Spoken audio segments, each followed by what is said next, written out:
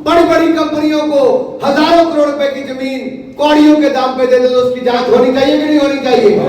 उस पर सवाल खड़ा करना चाहिए कि नहीं करना चाहिए? अगर 2 लाख करोड़ रुपए की संपत्ति मात्र 200 लोग कब्जा करके बैठ जाएं, कब्रिस्तान की जमीन को भी मॉल बनाने के लिए दे दे, तो उसको वापस लेने का काम करना चाहिए कि नहीं करना चाहिए? अगर करना चाहिए तो मोदी सरकार ने करके दिखाया है मेरे भाई।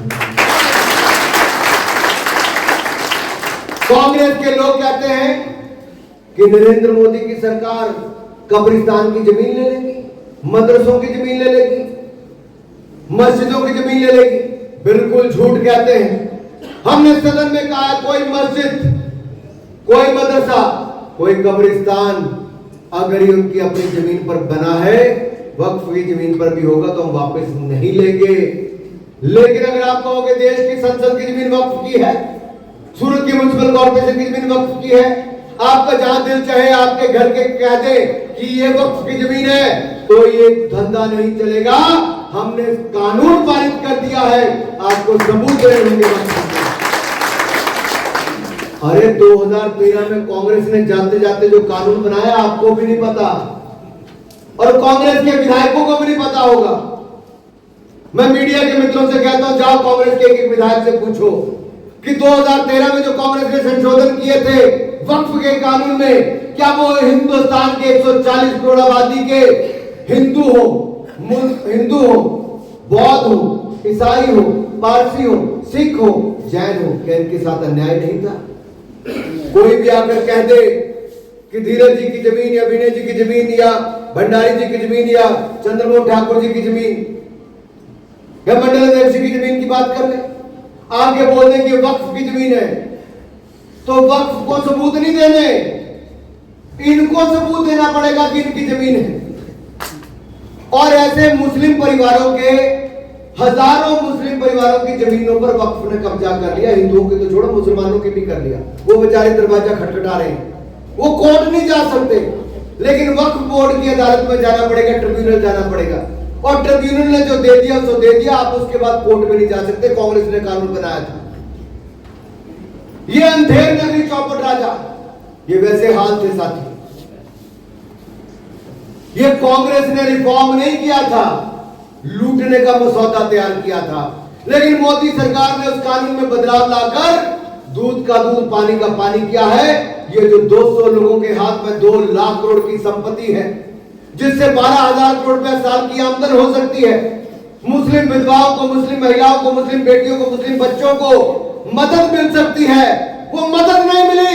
लेकिन कांग्रेस के लोगों ने, विपक्ष के लोगों ने अपनी लूट की खुली छूट दे रखी थी। आज उस लूट की खुली छूट पर रोक लगाने का काम किया तो नरेंद्र मोदी की सरकार ने। कांग्रेस के लोग बड़ी बड़ी बातें करते हैं। अरे साथियों, एक हमने क्या क्या कानून लाए। हमने धारा 370-35 है। डॉक्टर श्यामा प्रसाद मुखर्जी के समय से हम लोग 70 साल से आंदोलन कर रही पार्टी हमारी है कि एक देश में 2 निजाम, 2 विधान, 2 प्रधान नहीं हो सकते। डॉक्टर श्यामा प्रसाद मुखर्जी ने अपना बलिदान वहां पर जाकर दे दिया। दूसरी पीढ़ी मुरली मनोहर जोशी जी और मोदी जी वहां पर गए तिरंगा झंडा फहराने 1992 में। तीसरी पीढ़ी मेरी है, जो मैंने 2011 में कलकत्ता से कश्मीर की यात्रा की, तो आपके बेटे अनुराग ठाकुर ने की थी।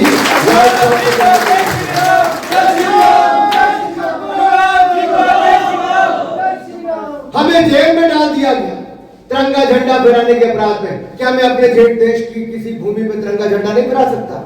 अरे लाल चौक पर कश्मीर में लोग तिरंगा झंडे को फाड़ देते थे, आग लगाते थे, पैर तले रोन देते थे। लेकिन आज उसी लाल चौक पर धारा 370-35 से खत्म होने के बाद तिरंगा झंडा 24 घंटे लहराता है और लाल चौक आज वही तिरंगा जिसको इनके समय फाड़ दिया जाता था। हमारे हिमाचल का कैप्टन विक्रम बत्रा टाइगर हिल जीतकर जब तिरंगा लहराता है तो कहता है, दिल मांगे मोर, ये दिल मांगे मोर, ये दिल मांगे मोर। और यही नहीं, यूक्रेन रशिया के युद्ध में 27,000 विद्यार्थियों को अगर कोई खरोंच लगे बिना हिंदुस्तान वापस लाया तो नरेंद्र मोदी की सरकार वापस लाई।